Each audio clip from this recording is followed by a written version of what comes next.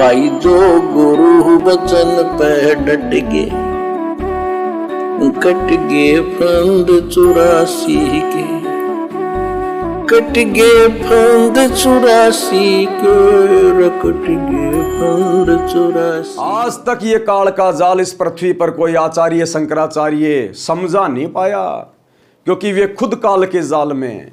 इस काल के जाल को तो वही आकर समझाता है जो खुद काल के जाल से बाहर है।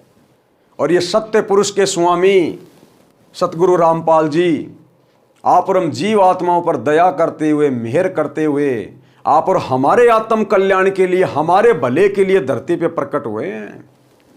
और इस संसार के लोगों की गंदी आदत है, जब त्रेता युग में श्री रामचंद्र जी आए, उनके पास में जैसा भी ज्ञान था आधा अधूरा।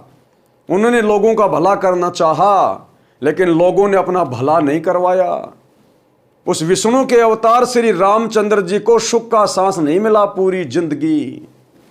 जब उसके राज्य करने का समय आया, राजा बनने का समय आया, तो काल ने उसको 14 साल का वनवास दिलवा दिया। 14 साल तक वो जंगल में भटका, दर दर की ठोकर खाता हुआ। कैसे रहा होगा, क्या खाया होगा, गर्मी सर्दी बरसात, कैसे उसने समय काटा होगा। जंगल में उसकी औरत को रावण उठा ले गया। अपनी औरत को लाने के लिए ना जाने कितने लोग उसने मरवा दिए। वापस अपनी औरत को लाया। थोड़े दिनों बाद में एक धोबी के व्यंग करने पर वापस अपनी गर्भवती औरत को जंगल में निकाल दिया। जंगल में ही सीता को पुत्र प्राप्त हुआ। और अंत में श्री रामचंद्र जी ने अपने सगे भाई लक्ष्मण को दुर्वासा ऋषि के श्राप के कारण मृत्यु दंड की सजा सुनानी पड़ी, मृत्यु दंड की सजा। और अंत में श्री रामचंद्र जी ने अपने सगे भाई लक्ष्मण को मृत्यु दंड की सजा सुनानी पड़ी, मृत्यु दंड की।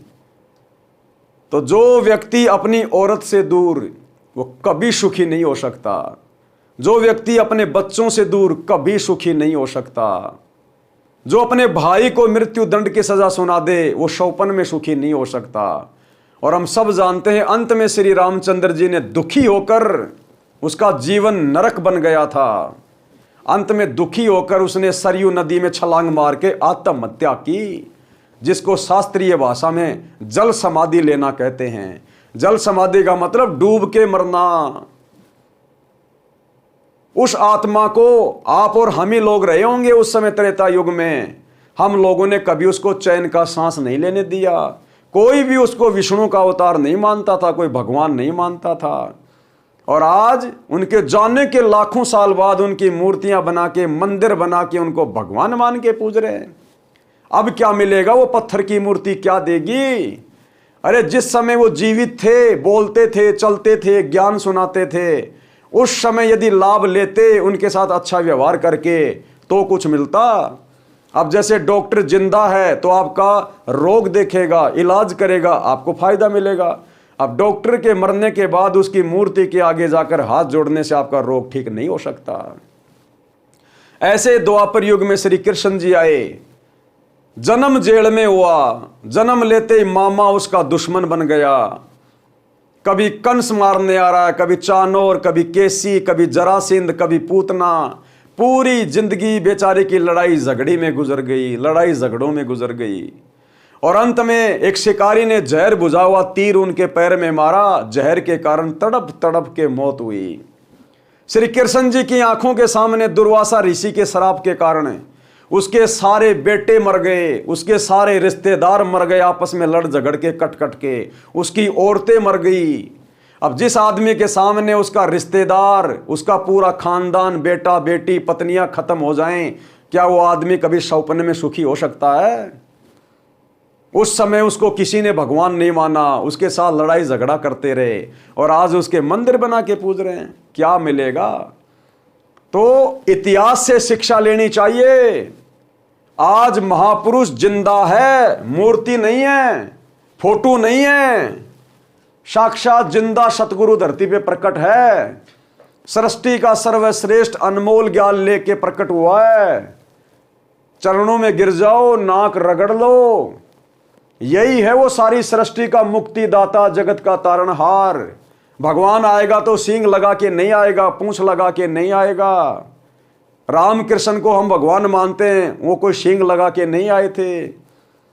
तो भाई और बहनों, त्रेता युग में, द्वापर में तो हम मौका चूक गए, लेकिन अब मौका ना चूकें। सत्संग सुनकर पहले संत की पहचान करो। जब तक सुनोगे नहीं तब तक समझोगे कैसे।